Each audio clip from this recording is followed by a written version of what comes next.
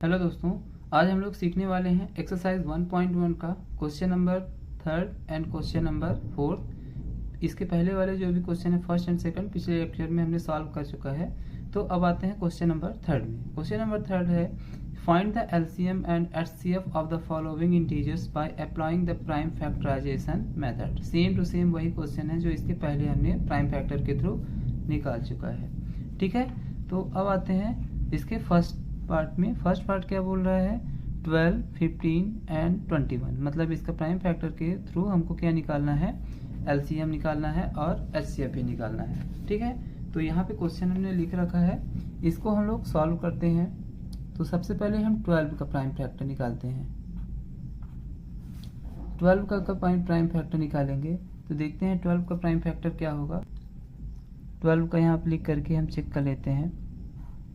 तो क्या होगा, 2 से कटेगा, 2 6 जा, फिर से 2 से कटेगा तो 2 3 जा, और फिर से 3 से कटेगा तो 3 1 जा। क्या आ रहा है, 2 multiply by 2 multiply by 3 multiply by 1। ये 12 का प्राइम फैक्टर हो गया। फिर उसके बाद हम 15 का चेक करते हैं। तो 15 का क्या होगा, 3 से कट डिविजिबल होगा क्योंकि 2 से तो 2 की टेबल में तो आएगा नहीं। 3 5 जा 15 और 5 1 जा 5। मतलब इसको हम लिख सकते हैं 3 मल्टीप्लाई बाय 5 मल्टीप्लाई बाय 1। ठीक है, फिर उसके बाद 21 का हम निकालते हैं। 21 का अगर हम प्राइम फैक्टर निकालेंगे तो क्या हो जाएगा, 3 से डिविजिबल होगा तो 3 7 जा 21 एंड 7 1 जा 7। तो क्या आ गया है, 3 मल्टीप्लाई बाय 7 मल्टीप्लाई बाय 1। ये आ गया है। बस अब हम इसका निकालेंगे एचसीएफ।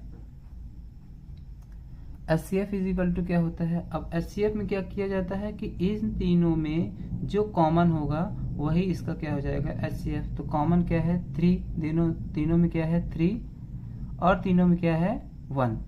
तो 3 1 जा क्या हो जाएगा 3। ठीक है, और ये यही इसका हो जाएगा इन नंबर का, मतलब 12 15 एंड 21 का क्या एलसीएम एचसीएफ क्या हो जाएगा 3। फिर उसके बाद आते हैं एलसीएम। एलसीएम निकालेंगे तो एलसीएम में क्या किया जाता है, जो तीनों में कॉमन था उसको तो हम पहले एक बार लिख लेते हैं। ठीक है ना, मतलब इसे और इसे एक ही बार लिखना है, ये हमने लिख लिया। ठीक है, मतलब कि जो एचसीएफ आया था उसको एक बार लिख लेना है। फिर जो बचे हुए नंबर्स हैं उनको हम लिख लेंगे। तो 2 मल्टीप्लाई बाय 2 इसमें बचा हुआ था, 5 इसमें बचा हुआ था एंड 7 इसमें बचा हुआ था। ठीक है, अब इन सभी का मल्टीप्लाई कर देना है। ठीक है ना, तो 3 2 जा 6, 6 2 जा 12, 12 5 जा 60 और 67 जा 420। क्योंकि 6 7 जा 42 होता है, 0 ऐड है तो 0 ऐड हो जाएगा। ठीक है, और यही क्या हो जाएगा इसका एलसीएम। ठीक है, बहुत इजी है। अब आते हैं इसके सेकंड पार्ट में। सेकंड पार्ट क्या बोलता है, सेकंड है 17 23 एंड 19। इसका हमें एलसीएम निकालना है और एचसीएफ निकालना है।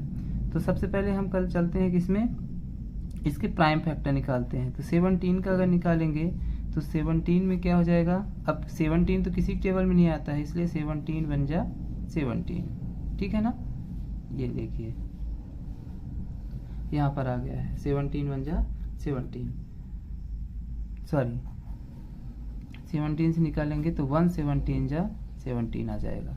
ठीक है, तो इसका क्या हो जाएगा 1 मल्टीप्लाई बाय 17।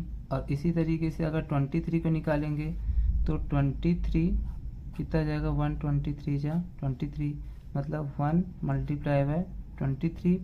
फिर इसके बाद 19 का अगर निकालेंगे तो क्या हो जाएगा, 19 भी किसी से डिविजिबल नहीं है। अब कोई नंबर अगर किसी से डिविजिबल नहीं है मतलब 1 से तो ही है ही, तो 1 19 जा 19। तो क्या हो जाएगा 1 मल्टीप्लाई बाय 19। ठीक है, तो बस इसका प्राइम फैक्टर निकल गया है। तो एचसीएफ क्या होगा, अब एचसीएफ इन तीनों में कॉमन क्या है, कॉमन है 1 1 1, इन तीनों में कॉमन है 1। ठीक है, तो क्या हो जाएगा 1 इसका एचसीएफ आ गया। अब एलसीएम अगर हम निकालेंगे एलसीएम, तो एलसीएम 1 को तो हम लिखें चाहे ना लिखें कोई दिक्कत नहीं है। और बचा हुआ क्या है 17 मल्टीप्लाई बाय 23 मल्टीप्लाई बाय 19। और इसको अगर इन तीनों को मल्टीप्लाई करेंगे तो क्या मिल जाएगा हमें पास 11 11,339 मतलब 11,339, ठीक है। ये इसको आप मल्टीप्लाई करके चेक भी कर सकते हैं, बहुत इजी है। अब आते हैं इसके हम लोग थर्ड पार्ट पर आते हैं। थर्ड पार्ट क्या है, 8, 9 एंड 25, यही है। अब हम इसके पहले सबसे 8 का हम पहले प्राइम फैक्टर निकालते हैं। तो 8 का प्राइम फैक्टर ये आपको एक्चुअली में रफ में करना है, मतलब पीछे साइड करना है। ये हमने यहाँ पे साइड में कर लिया है, ठीक है। आपको नहीं करना है, बस आपसे बनने लगे इसलिए हमने यहाँ पे साइड में लिखा हुआ है। तो इसका अगर हम प्राइम फैक्टर निकालेंगे तो 2 4 जा 8, 2 2 जा 4, 2 1 जा 2, मतलब क्या आ गया है 2 multiply by 2 multiply by 2 multiply by 1, 8 का आ गया है। 9 का अगर निकालेंगे तो क्या हो जाएगा 9 का, 3 3 जा 9 और 3 1 जा 3, मतलब कि 3 मल्टीप्लाई बाय 3 मल्टीप्लाई बाय 1। फिर इसके बाद 25 का अगर निकालेंगे तो क्या आ जाएगा 25 का, 5 5 जा 25 और 5 1 जा 5, मतलब कि 5 मल्टीप्लाई बाय 5 मल्टीप्लाई बाय 1, ठीक है। तो इसका HCF क्या हो जाएगा, HCF हो जाएगा, देख रहे हैं कि इन तीनों में कॉमन क्या है, ना तो 2 इसमें है तो इन दोनों में नहीं है, 3 इसमें है तो इन दोनों में नहीं है, 5 इसमें है तो इन दोनों में नहीं है, ठीक है। लेकिन देख रहे हैं 1 इसमें भी है, इसमें भी है और इसमें भी है, इसलिए इसका HCF क्या हो जाएगा 1। बस इन नंबर को कोई यूज ही नहीं आया। फिर उसके बाद LCM अगर निकालेंगे, LCM तो देख रहे हैं कि LCM के लिए हमें सबका मल्टीप्लाई करना पड़ेगा, ठीक है। तो हम इसके लिए क्या करेंगे, 2 मल्टीप्लाई बाय 2 मल्टीप्लाई बाय 2 इससे आ गया, 3 मल्टीप्लाई बाय 3 मल्टीप्लाई बाय इससे आ गया, और ये 5 मल्टीप्लाई बाय 5 इन तीनों से आ गया, ठीक है। और इनका अगर हम आपस में मल्टीप्लाई करेंगे तो क्या मिल जाएगा हमें 1800, ठीक है। और यही क्या हो जाएगा इसका 8 9 25 का LCM और ये HCF, ठीक है। ये क्वेश्चन बहुत इजी था, इसको आप लोग 1 से 2 बार अगर लगाओगे तो हमेशा के लिए बनने लगेगा आपसे, ठीक है। अब आते हैं क्वेश्चन नंबर 4 में। क्वेश्चन नंबर 4 क्या लिखा हुआ है, given that HCF of 306 and 657 is equal to 9, तो फाइंड करना है LCM, इन दोनों का LCM हमको फाइंड करना है, ठीक है।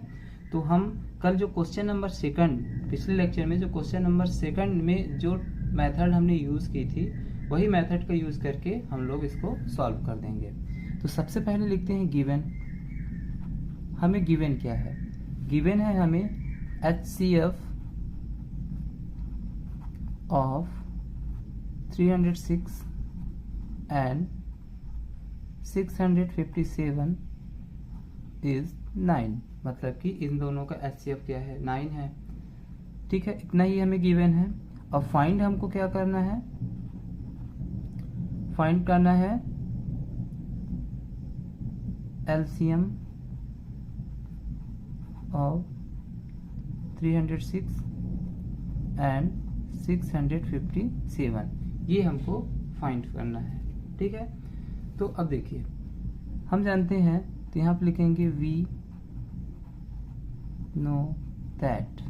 कल हमने पिछले लेक्चर में बताया था आपको कि इन दोनों नंबर्स का ये जो नंबर दिए गए हैं 306 एंड 657, इन दोनों का जो LCM और HCF होगा उसका मल्टीप्लाई करने पर जो भी मिलेगा वो किसके बराबर होगा, इन दोनों को नंबर का मल्टीप्लाई करने पर, ठीक है ना, जो मिलेगा उसके बराबर होगा, ठीक है। लिख देते हैं HCF multiply by LCM equal होता है प्रोडक्ट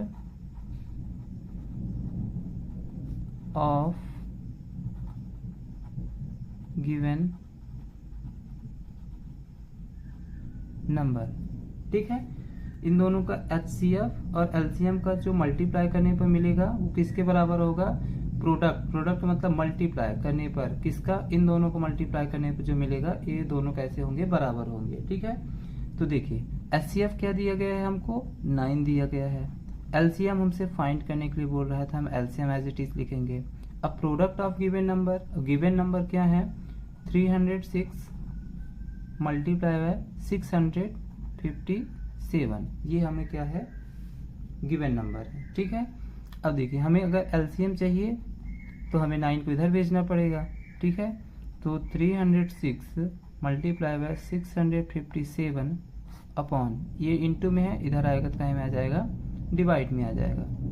तो एलसीएम इज इक्वल टू कितना हो जाएगा, 9 से कट जाएगा, 9 3 जा 27 है ना, 30 में से 27 बचे गए तो बचे 3 और 6 आ गया 36, 9 4 जा 36। ठीक है, तो क्या हो गया 34 मल्टीप्लाई बाय 657। तो एलसीएम इज इक्वल टू, इन दोनों का आपस में मल्टीप्लाई करेंगे तो क्या हो जाएगा 22,338। ठीक है, और यही क्या हो जाएगा इस क्वेश्चन का आंसर। बहुत इजी क्वेश्चन था। ठीक है, अगर आप 1 से 2 बार इसको लगाओगे तो ये आपसे अच्छे से बनने लगेगा। ठीक है ना, और अगर आपको कहीं पे डाउट है तो आप कमेंट सेक्शन में पूछ सकते हैं।